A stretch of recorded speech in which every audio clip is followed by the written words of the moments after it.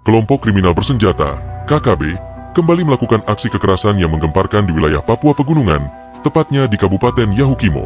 Dalam insiden terbaru ini, 2 orang tukang kayu yang tengah bekerja di lokasi penebangan kayu diserang secara brutal oleh kelompok tersebut. Aksi kekerasan ini menambah daftar panjang kekejaman yang dilakukan oleh KKB terhadap masyarakat sipil yang tidak bersalah. KKB dikenal sering menggunakan kekerasan dan teror sebagai strategi untuk menimbulkan rasa takut dan menunjukkan dominasi di wilayah yang mereka klaim.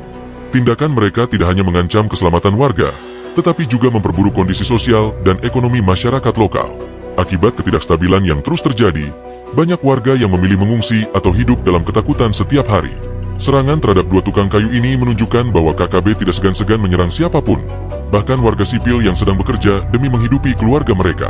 Pemerintah dan aparat keamanan terus berupaya menanggulangi situasi ini melalui pendekatan keamanan dan dialog. Namun, penyelesaian konflik di Papua membutuhkan strategi yang menyeluruh, termasuk pembangunan ekonomi dan pemulihan kepercayaan masyarakat terhadap negara.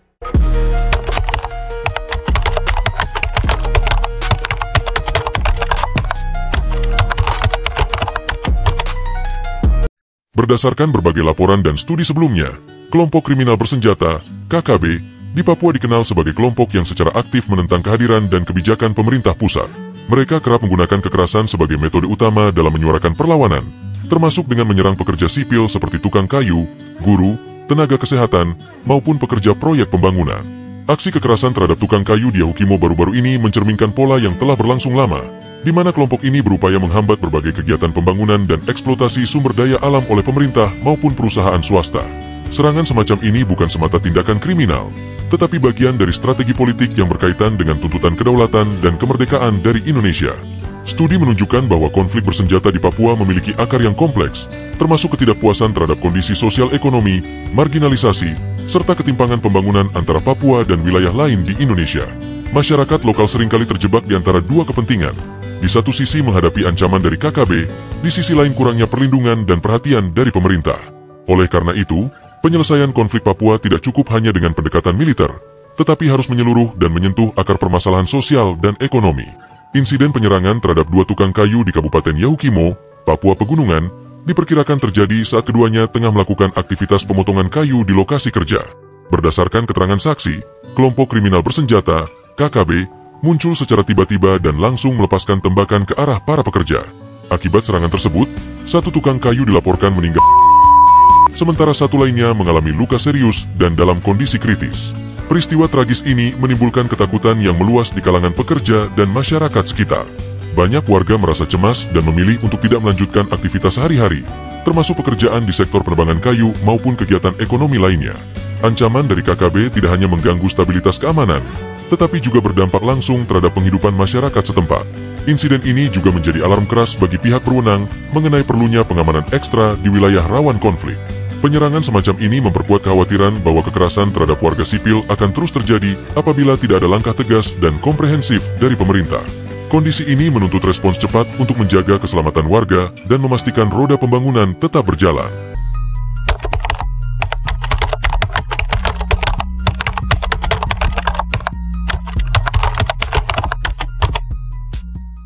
Aparat keamanan telah meningkatkan patroli dan memperkuat koordinasi dengan tokoh masyarakat guna meningkatkan kewaspadaan di wilayah Yahukimo dan sekitarnya pasca penyerangan brutal oleh kelompok kriminal bersenjata, KKB.